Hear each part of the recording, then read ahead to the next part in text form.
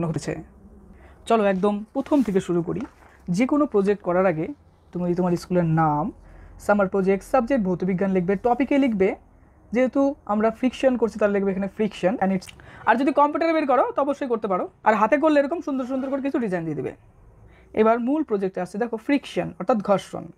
প্রথমত দেবো সংজ্ঞা কী। যখন কোনো তল অপর একটি তলের সংস্পর্শ থেকে ওই তলটির সাপেক্ষে গতিশীল হয় বা গতিশীল হওয়ার চেষ্টা করে, তখন এক তল অপর তলের গতির বিরুদ্ধে বা গতির চেষ্টার বিরুদ্ধে যে বল প্রয়োগ করে তাকেই ঘর্ষণ বল বা ফ্রিকশন বা ঘর্ষণ বলা হয়। ঘর্ষণের প্রকারভেদ দু রকম হয়, স্থিতি ঘর্ষণ, চল ঘর্ষণ। ওকে, তারপরে এগুলো সম্পর্কে আরও ডিটেলস লিখবো 11-12 মতো করে অনেকটা।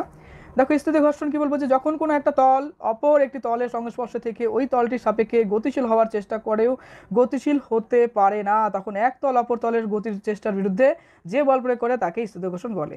এবার এর একটা সুন্দর গাণিতিক রূপ হয়, ফিজিক্স মানে গাণিতিক রূপ তোমার দিতে হবে, দিলে পর আরও ভালো হয় অ্যান্সারটা। গাণিতিক রূপে বলেছে কি যে এফ ভেরিজেস এন, যেখানে বলছে কি যে F equals to mu N, এই যে ভেরিজেস চিহ্নটা আছে এটা উঠিয়ে দিলে পরে এখানে একটা মিউ চলে আসবে। এবার দেখো যেখানে বলছে যে যেখানে মিউ একটি ধ্রুবক অর্থাৎ একটা কনস্ট্যান্ট, আর এফ হলো সীমাস্ত ঘর্ষণ এবং এন হলো লব্ধ বল। ব্যাস, গাণিতিক রূপ হয়ে গেল। এবার চলো পরের পয়েন্টে যাই। এবার একটা ছবি দিয়ে দেবে, দেখো এদিকে এফ বল কাজ করছে, এটা লব্ধি বল, এবং এদিকে তার ওয়েট কাজ করছে।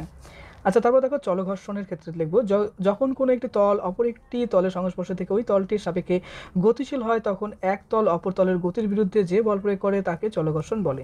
এবার তার গাণিতিক রূপ দেখো এফ ড্যাশ দ্বারা প্রকাশ করলাম, এফ ড্যাশ ভেরিজেস এন, যেখানে এফ ড্যাশ ইকস টু কি লিখবো যে মিউ ড্যাশ এন, বা মিউ ড্যাশ ইকস টু লিখতে পারি যে এফ ড্যাশ বাই এন, যেখানে মিউ ড্যাশ ধ্রুবকটি হলো চল ঘর্ষণ গুণাঙ্ক এবং এফ ড্যাশ হলো চল ঘর্ষণ এবং এন হলো লব্ধ বল। এবার একটা সুন্দর করে ছবি দিয়ে দেবো, এই ছবিটা দিলাম এখানে।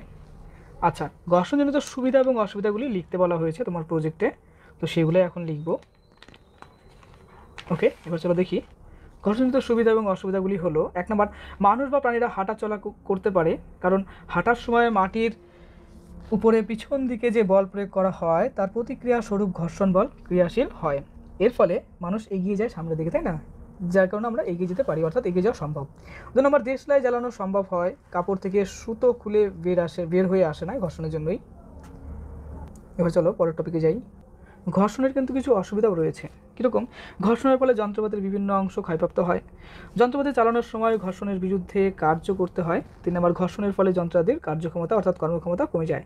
আরও প্রচুর এরকম আমরা এক্সাম্পল তুলে ধরতে পারি। ওকে, তোমাদের প্রজেক্ট কমপ্লিট হলো। দাদা ক্লাস নতুন হলে